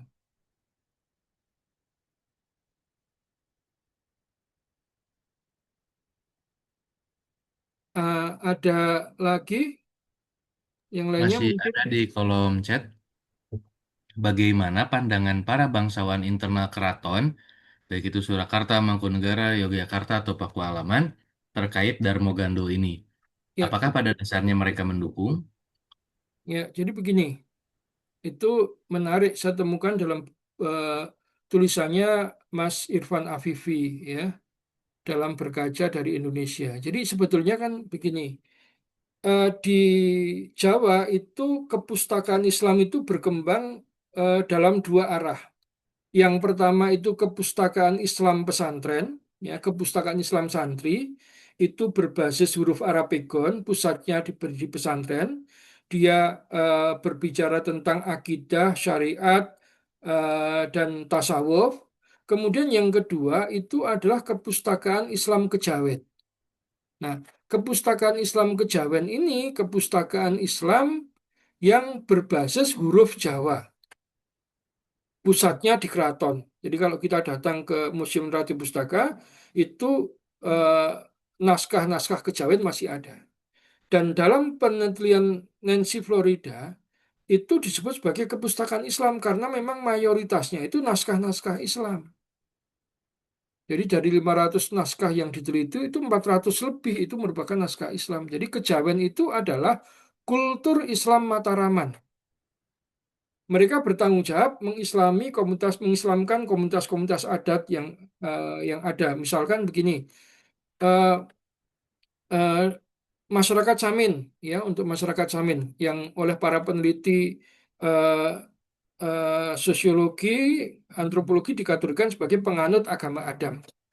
Padahal mereka tidak pernah, kalau orang Samin nggak pernah merasa dirinya sebagai penganut agama Adam. Walaupun sekarang sudah ada yang terpengaruh. Mereka tetap agamanya itu adalah agama Islam. Nah, keraton itu membuat serat naskah untuk menjadi rujukan masyarakat Samin. Namanya Serat Tapel Adam. Nah, waktu saya ke Radio Pustaka, saya tanya kepada Pak Toto Yasmiran, filolognya, dan saya baca sedikit itu, isi dari Serat Tapel Adam itu kisah tentang silsilah manusia Samin sejak Nabi Adam, kemudian kisah para nabi dan dakwah di daerah Samin tersebut. Jadi itu adalah kerangkanya kepustakaan Islam Kejawen itu di situ, gitu ya. Nah, isinya memang kebanyakan adalah kisah-kisah dan kemudian juga tentang ajaran akhlak dan sebagainya yang tidak banyak membahas syariat. Nah, karena kalau saya baca dari kacamata Riklefs, proses Islamisasi Jawa itu adalah proses Islamisasi yang terbentuk dari tradisi transisi yang terus-menerus. Sifat Islam di Jawa itulah ortopraksis Islam. Eh, eh, Pelan tapi pasti makin lama makin mendekat kepada Islam yang ortodoks. Nah, yang bertugas mengasuh proses evolusi kebudayaan tersebut itulah kepustakaan Islam Kejawen. Nah, pasca Perang Diponegoro itu keraton diisolasi, ya. Keraton diisolasi hanya menjadi lembaga budaya dan kemudian birokrasi langsung bertanggung jawab kepada eh, pemerintah kolonial Belanda. Nah, komunitas-komunitas yang selama ini diasuh oleh para ulama keraton ini menjadi seperti kehilangan anak ayam, kehilangan induknya. Sehingga mereka bertahan mengembangkan diri dari apa yang ada, mencari-cari sendiri dan merumuskan sendiri, ditambah nanti ada bisikan-bisikan gaib yang diakui didapat oleh para pendirinya atau wangsit yang dapat dari pendirinya. Makanya kalau saya membaca beberapa eh, naskah kebatinan, ya, buku milik orang kebatinan yang saya punya itu, di situ yang terjadi menariknya itu adalah eh, apa, terlihat ada percampuran atau sinkretisme antara ajaran Islam dengan Kristen, bahkan Hindu Budanya nggak ada. Nah, Islamnya itu mengambil dari tradisi tasawuf Islam eh, era Sultan Agung, ya, Sangkan Paraneng Dumadi, yang kemudian nanti ditambah dengan pembahasan-pembahasan filsafat Barat dan sebagainya. Jadi ini seperti tadi, kelompok kebatinan inilah Darmo Gandul sesungguhnya. Ya, dia hidup pada masa perbenturan antara Islam dengan Kristen dan kemudian dia menyusun narasi yang mencomot sana comot sini, sebagian dari Islam, sebagian dari Kristen, sebagian dari Hindu Buddha sangat sedikit sekali. Kebanyakan Islam dibumbui beberapa penafsiran ala Kristen karena tadi mereka sudah terlepas.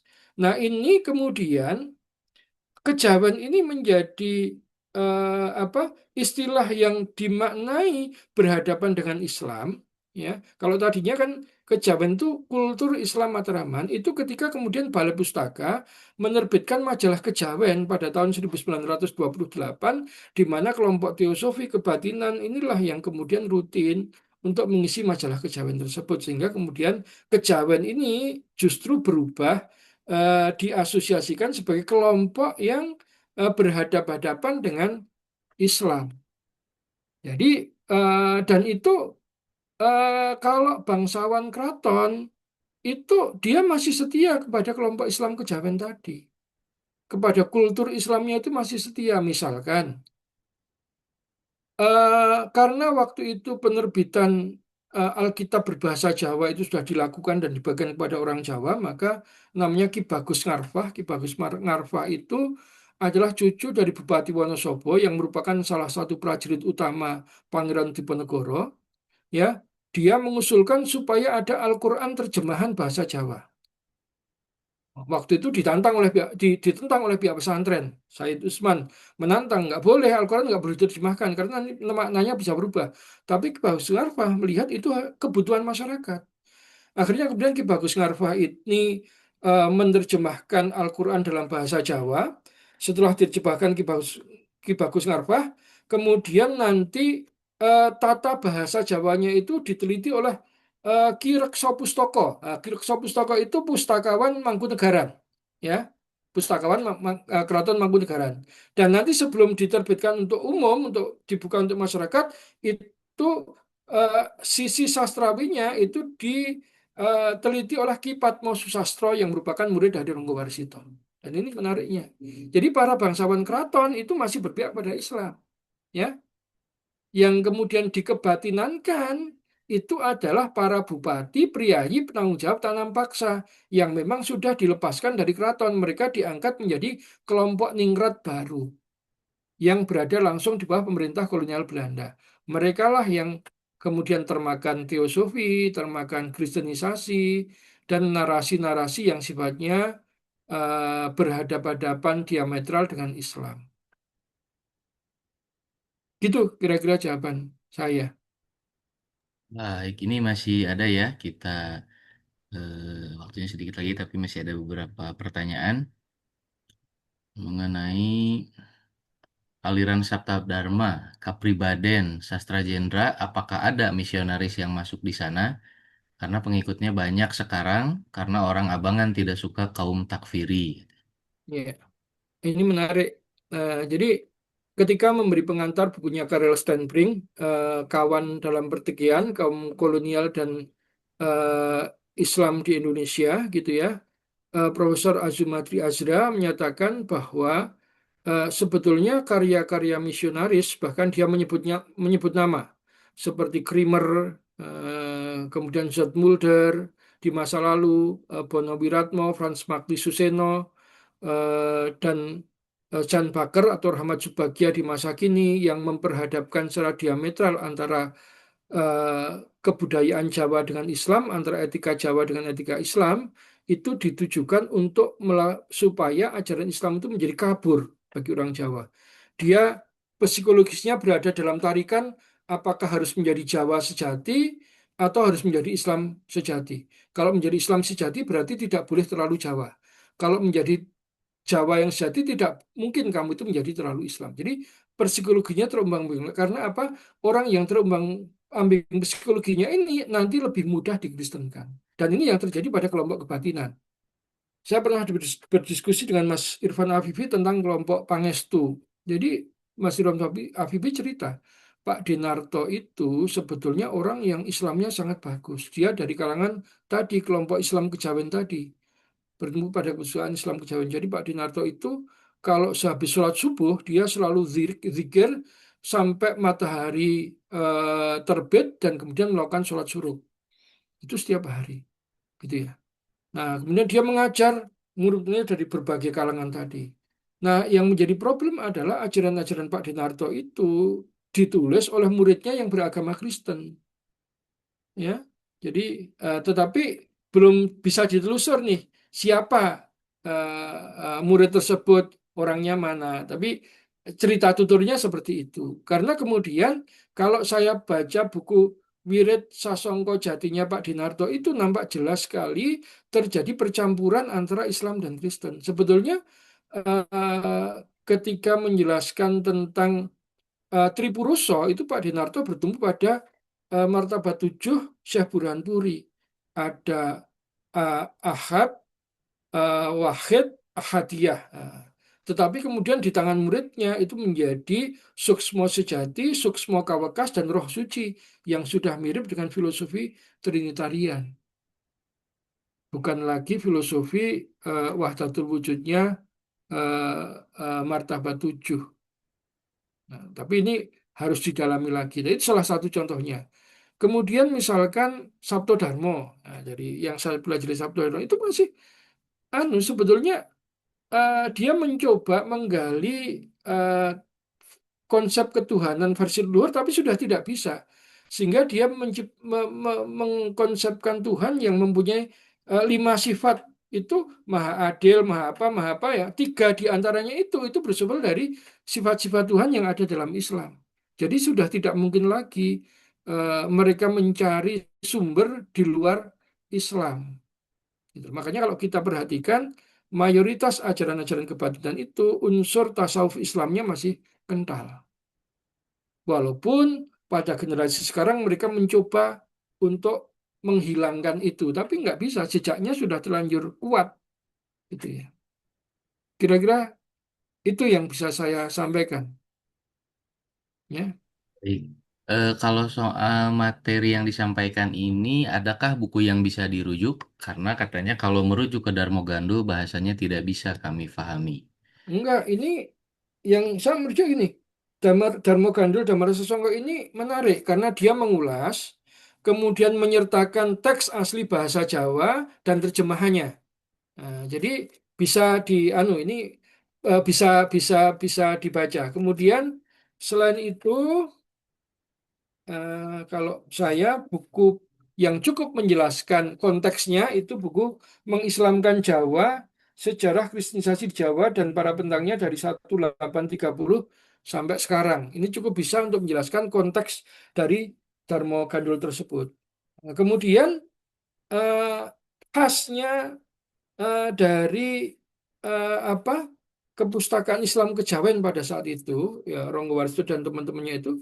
Jadi kalau misionaris meluncurkan Darmo Gandul, eh, Ronggo Warsito memunculkan serat Paramayoga. Nah, dalam serat Paramayoga ini disebutkan takdir bangsa Jawa adalah bangsa menjadi Islam. Jadi dikisahkan waktu tanah Jawa itu sedang berada dalam bencana gunjang-ganjing.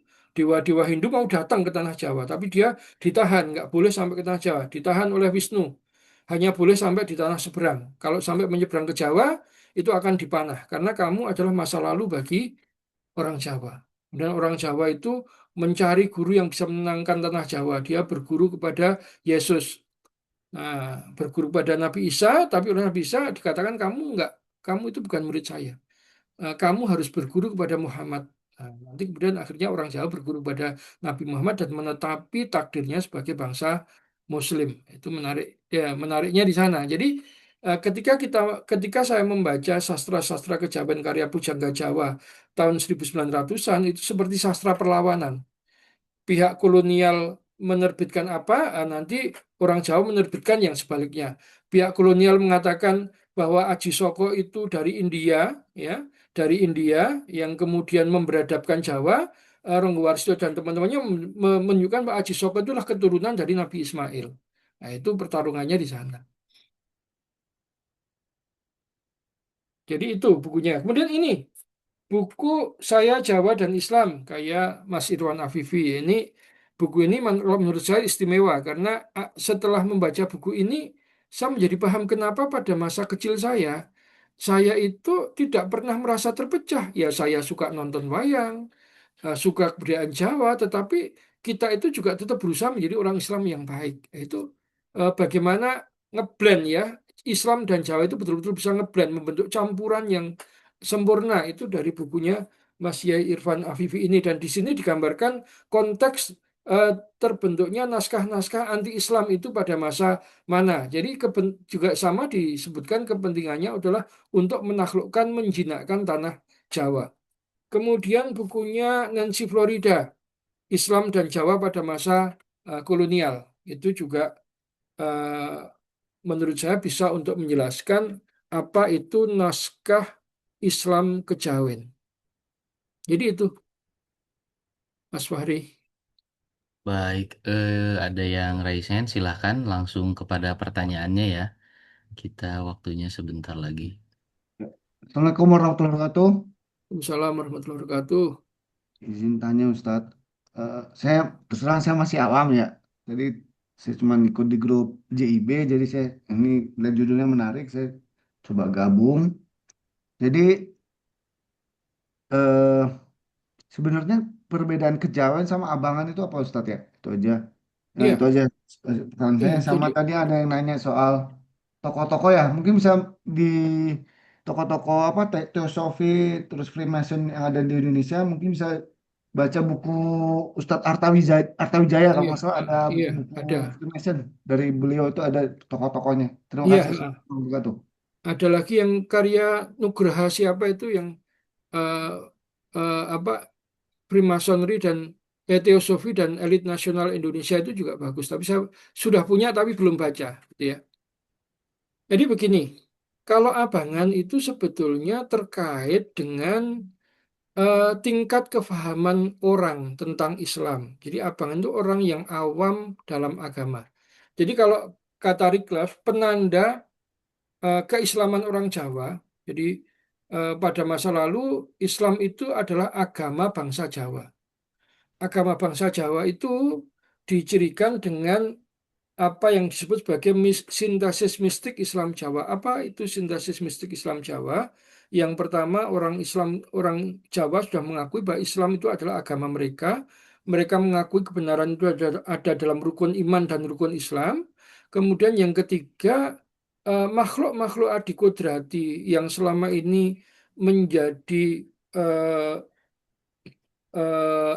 makhluk yang dipuja oleh orang Jawa itu kedudukannya di bawah manusia, gitu ya.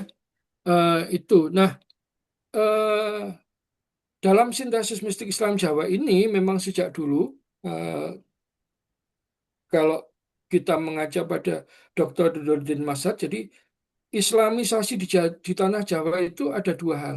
Yang pertama proses Islamisasi Jawa. Jadi orang itu belajar Islam kepada santri, sholat, puasa, dan sebagainya. Kemudian yang ketiga, karena Islamisasi itu juga diakselerasi oleh kekecewaan orang Jawa terhadap agama lama, perkembangan Tantra Kiri yang ritusnya itu mengerikan, akhirnya ada juga kelompok-kelompok yang berislam sebisa-bisanya.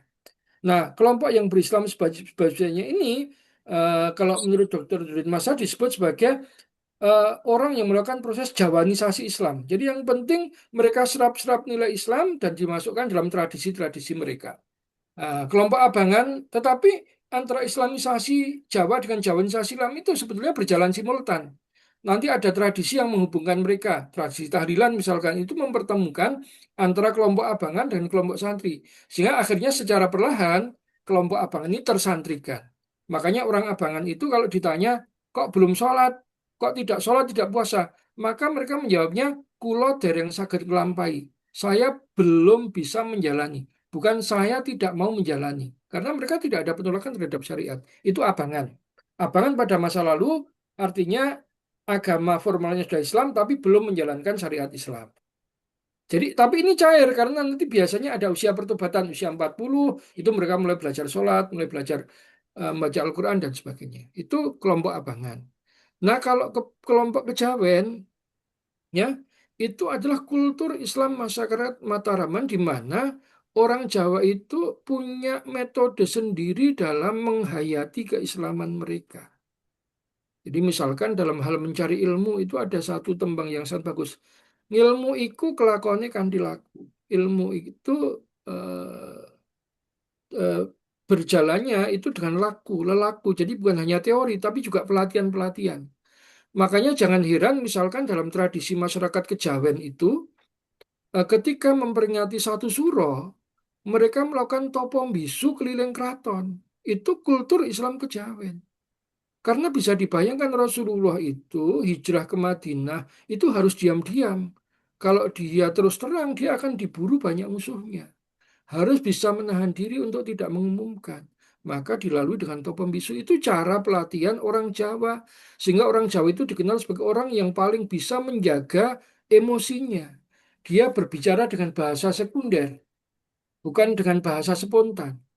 Jadi, kemudian misalkan contoh lain lagi yang sering disalahpahami, eh, apa tradisi mitoni pada usia kehamilan eh, 7 bulan orang Jawa itu berasal dari wirid jatinya Ronggo Warsito, di mana pada masa lalu orang itu sains pada masa itu, ya, orang Jawa pada masa itu sudah meyakini usia 7 bulan itu adalah usia di mana janin sudah sempurna, sehingga pada upacara mitoni di banyak wilayah Mataraman dan sampai sekarang itu masih dijalankan seperti di masyarakat Osing, Banyuwangi, di beberapa daerah Sumeneb, Tapal Kuda itu adalah pembacaan serat Yusuf pada saat upacara mitoni. Jadi dan ini masih saya masih ingat ibu saya dulu kalau usia kandungannya sudah 7 bulan, gitu ya, itu dia selalu eh, ini mendawamkan, kalau ingin anaknya lahir ganteng harus banyak baca surat Yusuf. Kalau ingin anaknya cantik, solehah, harus banyak baca surat Maryam. Kalau ingin rezekinya luas, harus baca surat Al-Fatihah. Nah, itu didawamkan dan diingatkan. Jadi kalau sudah usia 9 7 bulan, bapaknya nggak boleh ngomong jorok, ya, ibunya nggak boleh melakukan sesuatu yang tercela, ya, dan sebagainya, karena eh, bayi itu sudah paham apa yang dilakukan oleh dunia di luar rahimnya. Jadi ini menarik, itu salah satu tradisi kejawen, Islam kejawen. Jadi kejawen itu adalah bagaimana proses menginternalisasi ajaran Islam dengan kultur yang dipahami dan dimengerti oleh orang Jawa pada masa itu. Bisa dibayangkan. Jangan bayangkan orang seperti sekarang bisa mengakses buku, bisa mengakses internet. Zaman dulu pengetahuan itu sangat mahal. Bisa dibayangkan mendidik orang dalam jumlah yang sangat besar, yang massal, untuk memasukkan nilai-nilai Islam dan kemudian menjadikan mereka itu eh, hidup sesuai dengan ajaran Islam. Disitulah sastra Islam kejawen itu berperan. Jadi beda ya antara abangan dengan kejawen. Kalau abangan itu tadi tingkatan, ya, tingkatan. Ustadz, Baik, Ustaz. saya boleh nambah, boleh naik sedikit deh, mungkin Ya, masih nyambung. silakan silakan. Kalau yang Langsung silakan, Pak.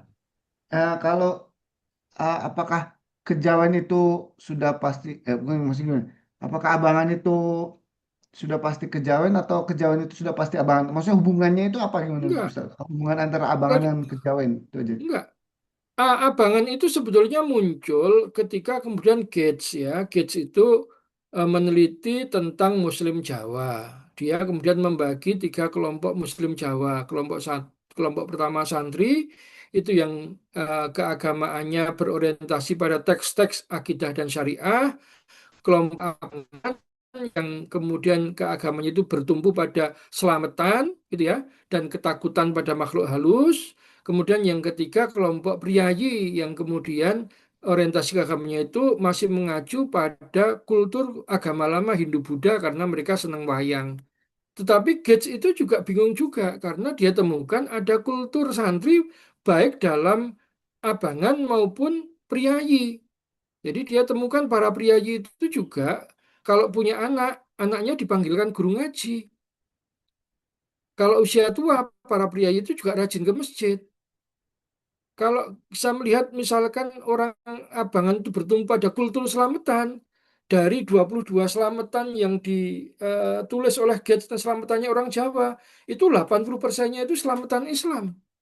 Ada selamatan mulut dan ada selikuran, ada nuzulul Quran dan sebagainya, gitu ya. Jadi yang paling tepat itu sebetulnya pendapat Wycliffe yang mengatakan bahwa proses Islamisasi Jawa itu membentuk budaya transisi yang terus-menerus makin lama makin Islam. Makanya kalau zaman saya kecil definisi abangan itu orang KTP-nya Islam, tetapi dia belum menjalankan sholat dan belum menjalankan puasa. Kalau sekarang mungkin sudah berubah, gitu ya. Santri itu yang pernah mondok pesantren, abangan itu berarti kelompok Islam yang non pesantren, ya, non Muhammadiyah, yang tidak terafiliasi, yang penting dia, tetapi mayoritas orang Abangan itu sudah menjalankan syariat Islam, sudah meningkat dibandingkan dengan zaman saya kecil dulu. Karena pada tahun 80-an, kata Riklef, itu terjadi proses santrinisasi besar-besaran di akar rumput. Gitu ya. Jadi bedanya di situ. Kejawen lebih pada internalisasi keislaman melalui aneka tradisi dan kultur yang ada. Abangan itu artinya orang yang belum begitu taat kepada syariat Islam. Jadi bedanya di sana. Baik, terima kasih Ustadz Arif atas tanggapan-tanggapan terhadap persoalannya. Sayang sekali kita juga dibatasi oleh waktu.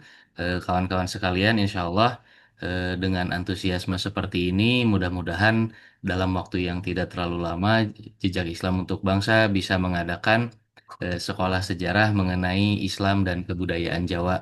Mudah-mudahan.